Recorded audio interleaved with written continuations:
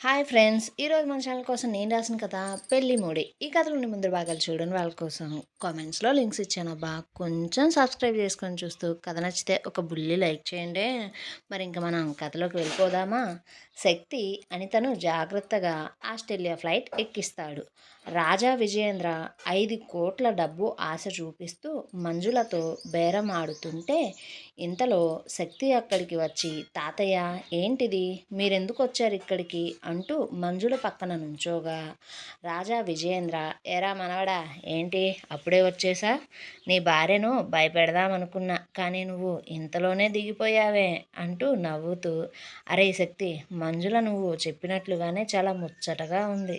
5 కోట్ల డబ్బు ఆశ చూపించి నిన్ను వదిలేయమంటే కనీసం తనకు ఇంకా నువ్వెవరో ఏంటో ఎలాంటి వాడివో తెలియకపోయినా సరే నువ్వు కట్టిన తాళికి విలువ ఇచ్చింది. నేను పెట్టిన పరీక్షలో నెగ్గింది. ఇలాంటి అమ్మాయినే నీ భార్యగా రావాలని నేను కోరుకున్నది అంటూ అందరి వైపు చూస్తూ, చూడు రమేష్, నేను రాజా విజయేంద్ర, నా మనవడు శక్తి విజయేంద్ర.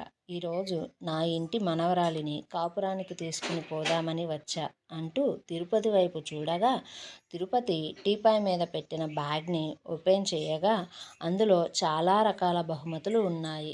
వాటిని చూసిన రమేష్ కుటుంబం వారు ఒకరి ముఖం ఒకరు చూసుకుంటూ ఉంటే, రాజా విజయేంద్ర గిరిజను పిలుస్తూ, అమ్మా గిరిజ, వీటిని వద్దు అనకండి, ఎందుకంటే ఇది మా ఆచారం, వియ్యాల వారికి కానుకలు ఇచ్చి కోడల్ని ఇంటికి తీసుకొని పోవడం అంటూ అనగా, మన మాధవి చురుకుతనంతో మాట్లాడుతూ, తాతయ్య, కానుకలు అమ్మా నాన్నలకైనా లేక తోడబుట్టిన వారికి కూడా, మాకు కూడా ఉన్నాయా, అయినా ఈ వయసులో ఇలాంటి ఫ్రాంక్లేంటి తాత అంటుంటే, తాత నవ్వుతూ, మాధవి, మీ బావ నీకు చాలా ఇష్టమైన బ్రాండ్ బట్టలు ఈ సిటీలోని ది బెస్ట్ షాపింగ్ మాల్ నుండి తెప్పించాడు అంటుంటే, వాటిని చూసిన మాధవి ముఖం సంతోషంగా వెలిగిపోతూ థ్యాంక్స్ చెప్పగా, అందరి వైపు చూస్తూ, తాతయ్య, మీ అందరికీ ఏ వస్తువులైతే నచ్చుతాయో మీకు మీ ఇష్టానికి తగ్గట్లు అన్ని రకాలు ఇక్కడే ఉన్నాయి అంటూ చెప్పి, శక్తి పక్కన ఉన్న మంజుల దగ్గరకు వెళ్ళి ఆమె తల మీద చెయ్యి వేసి నిమురుతూ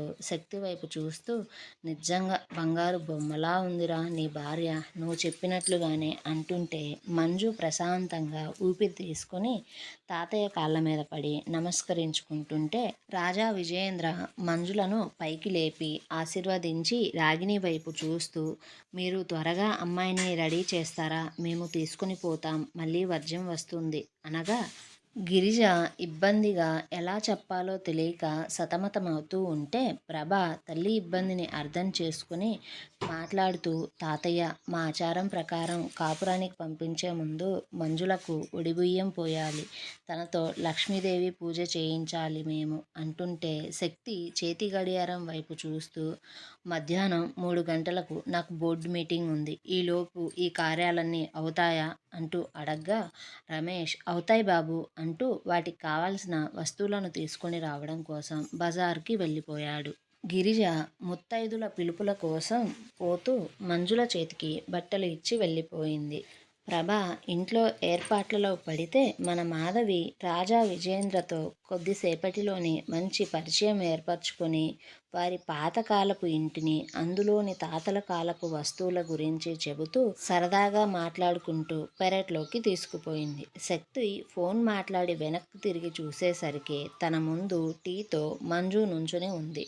దాంతో శక్తి టీ తీసుకొని తాగుతూ, మంజులా, నువ్వు నాతో ఏమన్నా మాట్లాడాలా, నన్నేమన్నా అడగాలి అనుకుంటున్నావా అంటుంటే, మంజు శక్తి మాటల్లో భావం అర్థం చేసుకుని, నేను నీకు ముందే తెలుసా అంటూ బెరుగ్గా అడిగితే, శక్తి మంజులను మొదటిసారి చూసిన సమయం గుర్తుకు తెచ్చుకొని మౌనంగా ఆమె కళ్ళల్లోకి చూస్తూ, నాకు తెలుసు, అలాగే నీ ఇంకో ప్రశ్నకు నేను ముందే సమాధానం చెప్తున్నా, నాకు నీ విషయంలో ఏం జరిగిందో కూడా తెలుసు, నేను అన్నీ తెలిసే తాళి కట్టా, మీ పెళ్ళి సజావుగా జరిగితే నేను నీ జీవితంలో ఉండేవాణ్ణి కాదు, కానీ ఆ దేవుడు ఈ పెళ్ళిని ఇలా నిర్ణయించాడు అంటూ చెప్పగా మంజుల శక్తి వైపు అలాగే చూస్తూ ఉండిపోతే ప్రభ అప్పుడే వారి దగ్గరికి వచ్చి మీ ఇద్దరికి స్థానానికి వేన్నీళ్లు పెట్టా వెళ్ళండి త్వరగా రెడీ అవ్వండి అనడంతో తన ఎదురుగా ఉన్న శక్తి వైపు చూస్తూ మంజుల మీ బట్టలు లోపల గదిలో మంచం మీద ఉన్నాయండి స్నానం చేసి తయారవ్వండి నేను అక్క గదిలో స్నానం చేస్తా అంటూ వెళ్ళిపోయింది. అలా తలారా స్నానం చేసి చీర కట్టుకొని గదికి రాగా శక్తి పైన బన్నీ కింద షార్ట్తో హాఫ్ మేకిడిగా ఉండి మంజు రావడం చూసి పంచె ఒంటికి చుట్టేసుకున్నాడు. తనని అలా చూసిన మంజుల సిగ్గుతో వెనక్కు తిరిగి నుంచొని ఏంటి ఇంకా ఇలాగే ఉన్నారు రెడీ అవ్వకుండా అంటే శక్తి విసుగ్గా నాకు పంచెలు లుంగీలు కట్టుకోవడం రాదు కానీ మీరు అవే ఇచ్చారు ఇక్కడ ప్యాంట్స్ జీన్స్ అలాంటివి ఏమీ ఉండవా అంటుంటే మంజుల చిన్నగా నవ్వుతూ పూజకు ఇలాంటివే వేసుకోవాలి అనగా శక్తి మంజులకు కొంచెం దగ్గరగా వచ్చి గొంతు తగ్గించి మంజుల తాతయ్య ఉంటే పిలవ్వా అనగా మంజు తాతయ్య మాధవి మాట్లాడుకుంటూ బయటికి వెళ్ళిపోయారు నాన్న కూడా లేడు అంటుంటే శక్తి మరి ఇప్పుడు ఎలా అనగా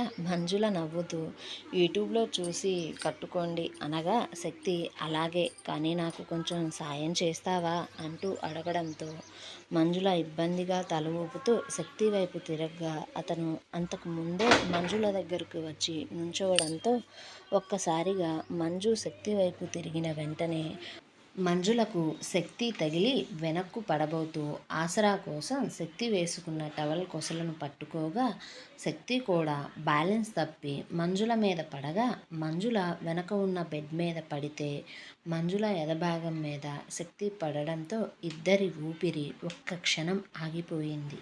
అయితే ఆమెను పడేటప్పుడే పట్టుకోవడం వల్ల శక్తి రెండు చేతులు మంజుల వెనక భాగంలో ఉండిపోయాయి. వారిద్దరి మధ్య గాలి దూరనంత దగ్గరతనం ఏర్పడింది ఆ చర్యతో.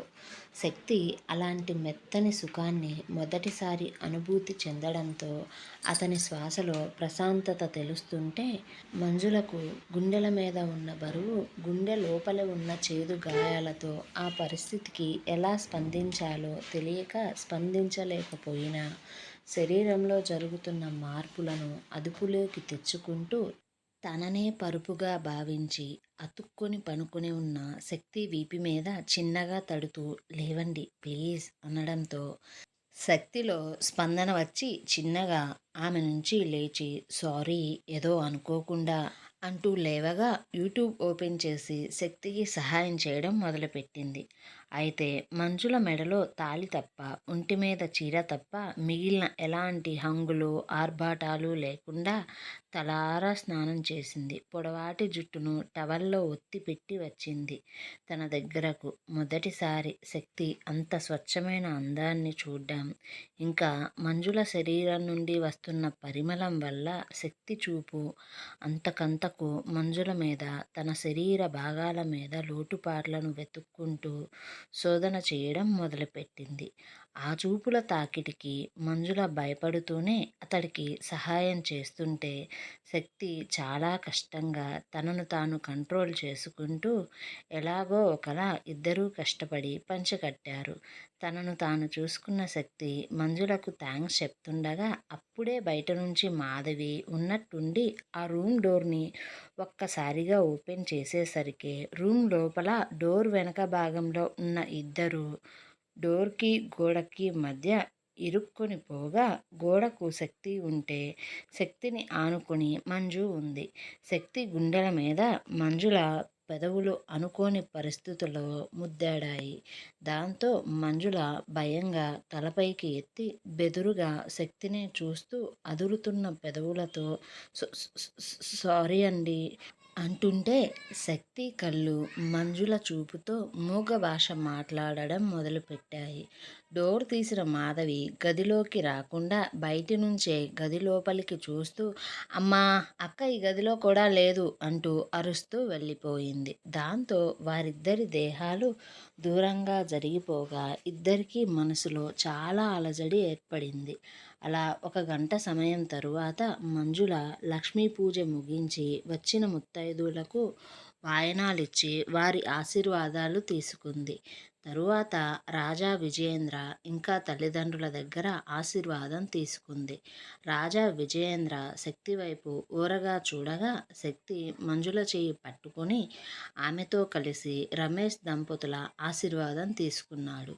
అయితే రమేష్ కొంచెం ఇబ్బందిగా జేబులో చెయ్యి పెట్టి ఒక చిన్న చైన్ తీసి, బాబూ, ఇది మా చిన్న కానుక అనగా శక్తి చిన్నగా తల ఊపడంతో దాన్ని మంజుల చేతికి ఇవ్వగా మంజుల శక్తికి పెట్టబోగా అతను ఆట పట్టిస్తూ తల పైకి ఎత్తుతూ అల్లరితో పెట్టనివ్వకుండా సరదా ఆట మొదలుపెట్టేసరికి మంజుల చైన్ పెట్టడానికి ఇబ్బంది పడుతుంటే అక్క మొహంలో దిగులును చూసిన మాధవి, బావగారు, మర్యాదగా మీరు అక్కతో గొలుసు పెట్టించుకోండి, లేకపోతే మీ చెప్పులు ఎక్కడ దాచిపెట్టానో చెప్పను, ఆ తరువాత మీ ఇష్టం అంటూ ఉంటే మాధవి ముందు చూపుకి అక్క మీదున్న ప్రేమకు అక్కడ అందరూ నవ్వుకుంటున్నారు. శక్తి ఒక అడుగు వంగగా మంజుల చైన్ పెట్టించుకుంటే గిరిజ లక్ష్మీదేవి దగ్గర పూజలో పెట్టిన నల్లబూసలు తెచ్చి శక్తి చేతికిచ్చి, బాబు, మండపంలో వీటిని కూడా కడతారు, కానీ అప్పుడు మీరు కట్టకుండానే వెళ్ళిపోయారు, అందుకే అంటుంటే శక్తి వాటిని తీసుకుని మంజుల మెడలో కడుతుంటే శక్తికి మంజుల కళ్ళల్లో పదుల సంఖ్యలో ప్రశ్నలు కనిపిస్తుంటే శక్తి కళ్ళల్లో మంజులకు బాధ్యత అనే భావం కనిపిస్తుంది. అలా మరోసారి శక్తి మంజుల మెడలో పెళ్లి ముడులను వేశాడు. అలా వారు అందరూ అక్కడే భోజనాలు చేసిన తరువాత మంజులకు గిరిజ ఒడిబియ్యం పోసి భర్త బాధ్యతను, కాపురం విలువను చెబుతుంటే బయట ఉన్న రమేష్, శక్తి రాజా విజయేంద్ర దగ్గరకు వచ్చి, బాబు, మీలాంటి సంబంధం గురించి ఊహించుకోవడం కూడా మేము తప్పుగా భావిస్తాము. ఎందుకంటే మా ఆశలకు కూడా హద్దులు ఉండాలి. కానీ మీకు మీరే కోరి ఎవ్వరి బలవంతం లేకుండా ఈ పెళ్లి చేసుకున్నారు. అందుకు మీ కారణాలు మీకుంటాయి. వాటిని నేను అడగను. ఎందుకంటే ఈ మధ్య తరగతిలో ఉన్న వారికి రోడ్డు మీద లిఫ్ట్ దొరకడమే కష్టం. అలాంటిది మా కుటుంబం మొత్తానికి మీరు లైఫ్ ఇచ్చారు. అన్నీ తెలిసి మీకు మీరే మా పిల్లను చేసుకున్నారు. నేను ఇక మీకు ఏం చెప్పగలను, జాగ్రత్తగా చూసుకోండి అని చెప్పడం తప్ప అంటుంటే శక్తి రమేష్ వైపు చూస్తూ మంజుల గురించి మీరు భయపడకండి మావయ్య అనడంతో రాజా విజయేంద్ర రమేష్ భుజం మీద చెయ్యి వేసి, తను ఇంకా నా బాధ్యత, నువ్వు ఇబ్బంది పడద్దు అంటూ చెబుతుండగా మాధవి శక్తి చెప్పులు తీసుకొని వచ్చి ఇస్తూ, మా అక్క జాగ్రత్త బావ, లేకపోతే నేను ఊరుకోను అంటుంటే శక్తి మాధవి వైపు చూస్తూ, నా చెప్పులు నాకు ఇచ్చినందుకు కానుకగా రేపు ఉదయం నీకు నచ్చిన స్కూటీ నచ్చిన రంగులో నీ ఇంటి ముందు ఉంటుంది, అది నా తరపున మ్యారేజ్ గిఫ్ట్ అనగా మాధవి సంతోషంగా శక్తి చేతులు పట్టుకుని, థ్యాంక్ యూ సో మచ్ బావా అంటుంటే రాగిని కూతుర్ని తీసుకుని రాగా లాంఛనాలతో కన్నీటి వీడ్కోలుల నడుమ మంజుల అత్తవారింటికి బయలుదేరింది. మరొక చోట నలుగురు కుర్రాళ్ళు ఒక ఆఫీస్ రూమ్లో మాట్లాడుకుంటూ, అరే, మనం ఆ పిల్లను ప్రాణాలతో వదిలి తప్పు చేశాంరా, ఇప్పుడు అదే మనకు ఏకు మేకై కూర్చుంది, ఇప్పుడు ఎలారా, మన ముఖాలు అది చూసి ఉంటుందా అంటుంటే వినోద్ అనేవాడు, మీరు భయపడకండి, నేను ఆ విషయాన్ని కనిపెడతాను అంటుంటే మరొక చోట రాజులు అనేవారు ఈ కాలంలో ఉంటే ఇలాంటి కోటలోనే ఉంటారా అనే అంత అందమైన కోటలో మంజుల కులికాలు పెట్టి గృహప్రవేశం చేసింది. శక్తి ఆఫీసులో పని ఉంది అంటూ ఇంటి నుండి వెళ్ళిపోయాడు. తాతయ్య అప్పటికే అలసిపోవడంతో రూమ్కి వెళ్ళిపోతూ పని మనిషిని పిలిచి మంజుల ఆతృతను అర్థం చేసుకొని, మంజులకు ఇల్లు మొత్తం దగ్గరుండి చూపించు అంటూ చెప్పేసి వెళ్ళిపోగా ఆ పని మనిషి ఇల్లు మొత్తాన్ని తిరిగి చూపిస్తూ ప్రతి గదిని తెరిచి చూపిస్తూ ఉంది. ఒక్క గదిని తప్ప. ఆ గది గురించి మంజుల అడగ్గా పని మనిషి శరీరంలో సన్నని వణుకు మొదలైంది. మంజుల ఆ గది కూడా చూస్తా అంటూ ఆ గది తలుపులు తీస్తుంటే పని మనిషి మంజులను తలుపులు తీయనీయకుండా అడ్డుపడుతూ ఉంది. దాంతో మంజులకు ఆ రూమ్ మీద ఆతృత పెరిగిపోతూ ఉంది. ఆఫీస్కి వెళ్ళిన శక్తి అనితకు ఫోన్ చేసి తను ఆస్ట్రేలియా వెళ్ళిందో లేదో కనుక్కొని తన టేబుల్ మీద ఉన్న 4 బైక్స్ నంబర్స్ గురించి ఆరా తీయమని తన పిఏతో చెప్పాడు. అంతలో ఒకతను శక్తి ఆఫీస్ రూమ్‌లోకి కోపంగా అరుస్తూ వచ్చాడు. ఏవండోయ్! మరిప్పుడు తరువాతి భాగంలో ఏం జరగబోతుందో తెలుసుకోవాలంటే మన ఛానల్‌ని సబ్స్క్రైబ్ చేయండి. ఈ వీడియోని లైక్ చేయండి. కథా కథనం ఎలా ఉందో కామెంట్ చేయండబ్బా కొంచెం.